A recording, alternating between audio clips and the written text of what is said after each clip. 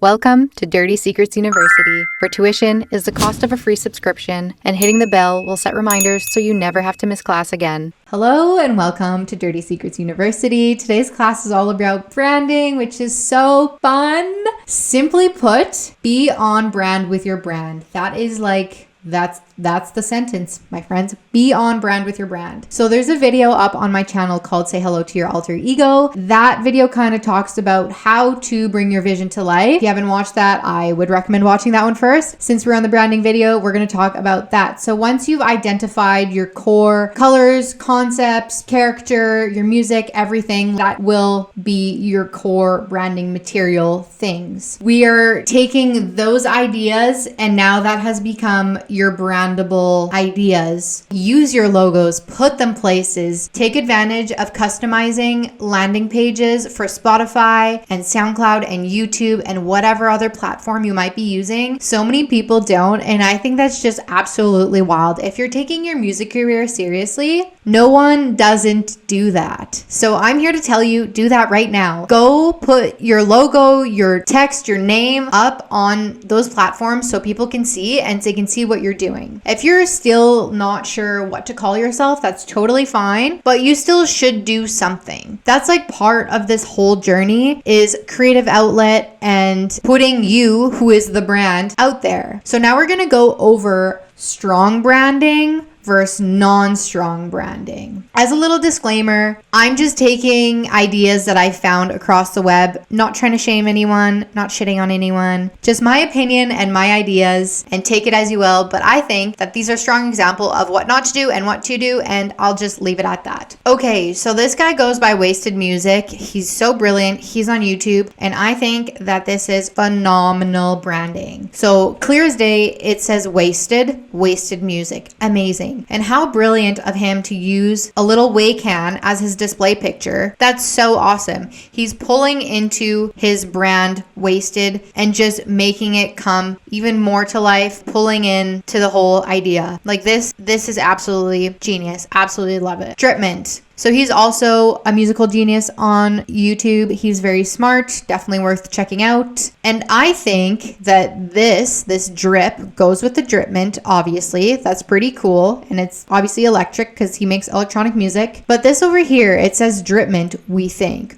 We're not sure. I think a room for improvement here would be if you're creating a logo with your name, you want to use a font that's legible. Because imagine you're watching him at a music festival and he's on stage and it says that. And you're like, well, who is this? I want to see him again. And all of you in the crowd would be like, I don't know. That's my whole point. Don't do that. You want a font that is legible. And I see so many people in the dubstep world specifically, their font is just like scribbles. Anyways, I digress. So let's go on SoundCloud and let's just venture. I think that whatever your album cover is, it needs to either pull into the theme of the song, but it also should pull into you a little bit. Like Subtronics' branding is very strong. Like he always has this like one-eyed cyclop thing. Obviously Subtronics is outsourcing his work with a graphic designer, and I think that if you have the means to do so, I would absolutely do so, because making music takes a long time and it's wearing a completely different hat than making cover art. And the more that you can outsource, the more time you'll have to perfect your craft and the less things you'll have to worry about. I think there's a few websites out there where you can literally buy covers for like $5 or like generators or just, you know what I'm saying. Like this guy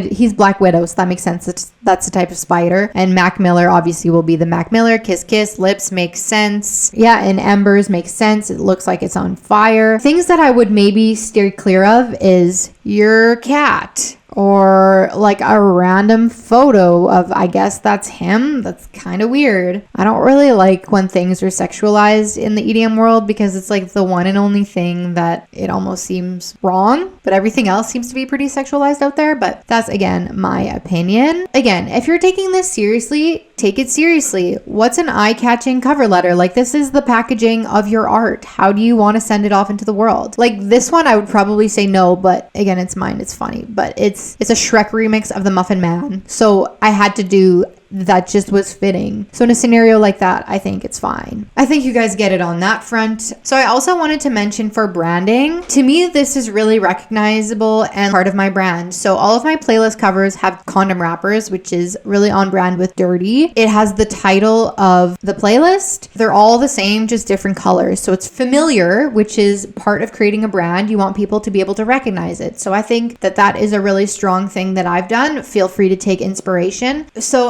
this was another example that I wanted to talk about. So Cappuccino, he's definitely up and coming. He's doing pretty well. He's got 24,500 followers. I think he's also working with somebody who's creating these cover arts for him, which are very colorful and they're all relatively consistent in tone and color and vibe, which is a great thing. The only critique that I would potentially possibly have for him is that his name is Cappuccino, which is like a coffee. So this one in particular is so on brand, from the name to the cup to the keeping the color scheme. But like dragons and snakes in the jungle and this cat looking thing is like, it doesn't really work in my head with Cappuccino. It doesn't tie in. Again, just keep all this stuff in mind when you're coming up with your name, because it's more than just your name. It's like the whole vision is really coming into play here. And again, that's not me shitting on him. That's just me talking out loud. But he makes awesome music, guys. Like truly, he's freaking dope. And there was one last thing